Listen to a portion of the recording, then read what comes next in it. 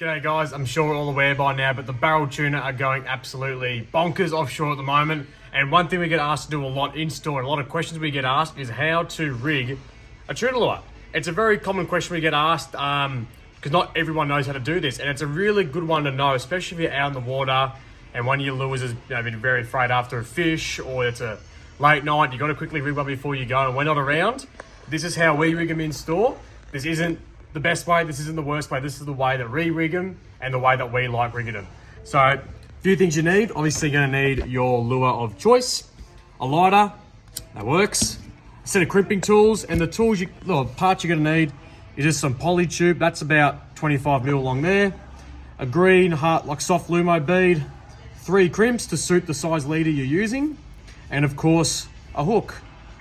One question we get commonly asked, just as much as rigging the lure, is what size hook to use. A really good rule of thumb is to get your hook and measure the gape of the hook, which is from this point to there, compared to the size of the head. That's one of the best ways to get the right size hook for your lure. So for example, this one here, see how it's a bit narrower than the lure head itself? That would be too small. And this one here, obviously that's significantly bigger, that would be too big. This one here is just right. So that would be the perfect size of the hook for this lure. This is a JB Dingo, and that's a Kajiki HD 10-0. For that lure there, that hook is absolutely perfect. All right, so what we're gonna do is, we've got our lure. Thread your leader through the lure, pass that out. You can push the lure to the side for a minute. Then in this order, you're gonna wanna put soft bead, 2 crimps, so there's 1, there's 2, and a bit of your poly tubing on. You can use the armor spring. I just personally prefer the poly tube, but they both work just fine. Push them up a bit, get your hook, thread that through your line, and then thread it back through your first crimp. Not both, just your first one for the time being. Like that. Give yourself a bit to work with. That's plenty there. Pull it all tight so that poly tube is up against the crimp. You might be able to see that there's a little gap between the crimp and the tube. You don't want that. Pull it up nice and snug so there's no gap. And with crimping, it is not as simple as just go bang, bang, bang with these ones that require a couple of squeezes. What you're going to want to do is start in the middle first, like so. Get nice in the middle of the crimp. Remember, crimp it that way, not the other way, and give it a good hard squeeze. A bench does help to give yourself more pressure, and squeeze nice and tight. Like that. From there, what you're going to do is you're actually going to flip that crimp 180 degrees, like that, and then do each side. If you weren't to do that, the crimp will actually have a bit of a bow in it, and not that it's going to make the world of difference, I don't think, but keeping everything nice and straight is very important. And when you're crimping, with mono, it's super important to not crimp all the way to the edge, just leave a little bit on the end, so it flares out. If you don't do that, it can actually create quite an edge on the edge of your crimp, and I don't think I could think of a worse way to lose a fish you've spent all day or a few years trying to catch. That's it there. So you can see the ends have got a nice flare on it. The crimp is nice and straight. That's absolutely perfect. All right, so we've got that crimped on there. From there, we're just going to wrap this tag line around the main bit there. Just wrap it around with your fingers. Helps keep everything nice and sort of taut, like so. From there, grab your next crimp. It's up above the line. Thread that on. And then from there, just let that sit there for a sec. Find your lure, and then just feel around. You'll feel the bottom of the actual head. And you can see it's just here. So I tend to keep my fingers there, in the top of the crimp like that.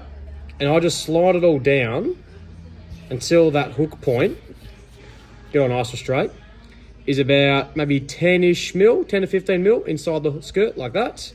You can sort of see there how far it is. And then from there, hang on to that pinch. And just like what we did down here, start in the middle, like that. Good squeeze. And again, rotate it. Don't go all the way to the edge. Leave a bit of an end for it so it can flare out. There's 1.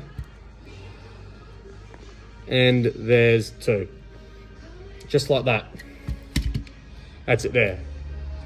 Ready to go. From there, what I do is, got cutters on here. I would just leave a sort of a medium length tag, about that long. I actually used to burn it. Now I've started doing this. And then what I'd now do is, that tag just sits inside the bead like that. Push the bead a little bit over the crimp. I find if you burn it, it doesn't sit in as clean. It sort of kicks off to the side once it's in the lure. And this bead, again, it may not make the world of difference, but with these resin heads, a hard crimp smashed against the inside there underneath could potentially chip it away at it. Whereas that soft bead's not going to chip it, not going to damage it. And that hook, if I can untangle it here, is now sitting at a perfect length with the tip of the hook just inside the skirt. That's actually keeping it IGFA legal too. From there, once you've got all that on there, I go from about the start of the head and I cut about a wingspan of mono, cut it there. From there, you pass your crimp over, pass your piece of poly tube over, back through the crimp, grab your lighter, burn that, just get it to a bits burnt, let it sort of go hard for a couple of seconds, and then I just push up against the lighter here, creating a nice flat spot like that. From there, I push it up to the crimp, like that, so it's flush, and then just pull it all together, nice and clean like so. And then, once again, start in the middle, good squeeze, 180, not on the edge, crimp, and crimp. And that's literally it there. So that lure is now ready to go. Now, as I said, this isn't the only way to do it. There are plenty of other ways. Cause a lot of arguments this and what the right way, what the wrong way is. You can stiff rig it. We've got it loose rig there. You can put heat shrink over it. You can run wire. There's a lot of different ways to do it. This is the way we do it, and we have a lot of good success with this from customers and ourselves personally, and works really well. But if you've got any more questions on any other rigging, feel free to pop in store. We're more than happy to show you.